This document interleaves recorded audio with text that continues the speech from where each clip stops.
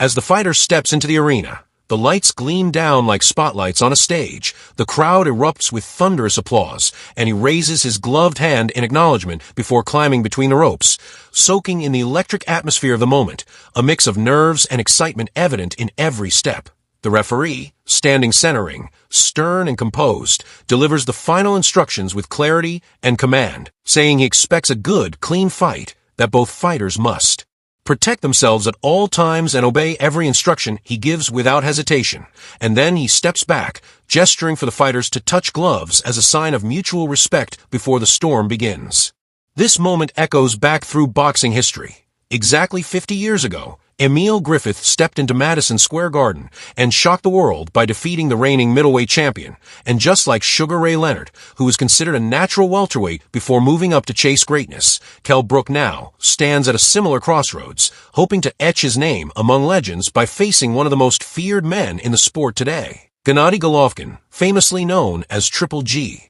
The air has been thick with speculation, particularly from American media, questioning Brook's health after a weigh-in where he appeared pale and drained, sparking rumors that he was under the weather or battling an illness. Yet Brook and his team insist there is nothing wrong, and as the first bell sounds, his sharpness and balance suggest he's ready to prove it. Golovkin begins immediately with forward pressure, cutting off the ring with expert footwork, while Brook looks to counter, landing an early right hand that shows he's not just there to survive, but to compete. Swelling quickly appears under Brook's left eye, likely from a stiff right hand, while Golovkin begins targeting the body with his signature hooks, sensing that Brook might slow down if those body shots accumulate. Brook, refusing to be bullied, lands a sharp left hook that brings the crowd to life, and Golovkin, unfazed, nods in acknowledgement, almost inviting Brook to do it again. There's a dangerous rhythm to the fight already, Golovkin pressing and stalking, Brook firing off clever combinations and counters, especially when Triple G throws looping punches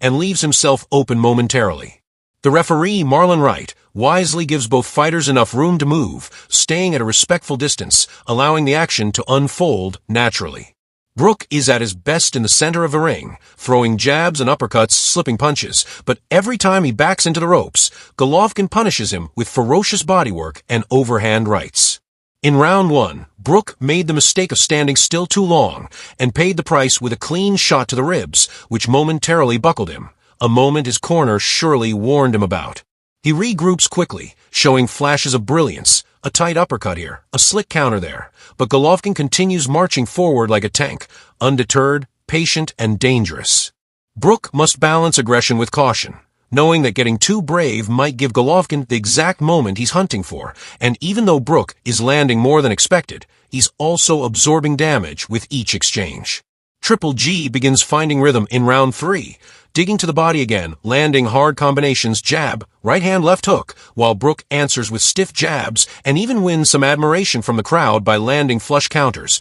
though his face is now marked, showing the physical toll. Brook's trainer repeatedly shouts instructions, stay off the ropes, keep it in the center, but Golovkin is an expert at cornering opponents, and every time Brook strays back, the punishment increases. Golovkin lands a clean right hook around Brook's guard, followed by another thudding left to the ribs, and while Brook holds his hands high to suggest he's fine, the signs are clear, he's being worn down. Golovkin, sensing the momentum shift, begins walking through Brook's shots, forcing the pace, targeting the liver with heavy blows, and as round 5 unfolds, the fight reaches a boiling point. Brook, though still showing flashes of offense, looks to be fading, his punches losing steam, his movement slowing just enough for Golovkin to capitalize. In the far corner, Dominic Ingle sees the writing on the wall. Brook is too brave for his own good, still firing, still trying, but absorbing too much damage, and Ingle pleads with the referee to end it, waving the towel desperately, his face etched with concern.